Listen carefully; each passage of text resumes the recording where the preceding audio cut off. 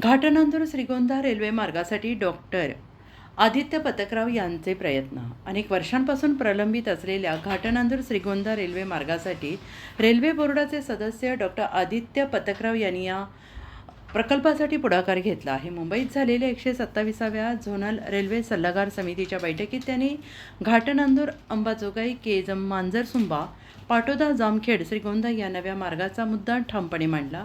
हा प्रकल्प 2015-16च्या रेल्वे अर्थसंकल्पात जाहीर होणे गेली 10 वर्ष रखडला असल्याचं सांगत आहे.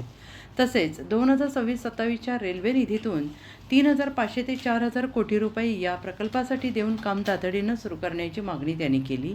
आणि या मार्गामुळे अंबाजोगाई, केजसारख्या शहरांना रेल्वे सुविधा मिळणार असून शेती, व्यापार, धार्मिक पर्यटनाला मोठा फायदा होणार आहे. रेल्वे प्रशासनाने या प्रस्तावावर सकारात्मक विचार करण्याचे आदेश दिले आहेत. आवश्यक आहे आणि तो ऑलरेडी डिफेन्स म्हणजे संरक्षण खात्याच्या मार्फत त्याचा एक सर्वे कंप्लीट होऊन अप्रूव्ड पण झालेला आहे. घाटनांदूर ते दौंड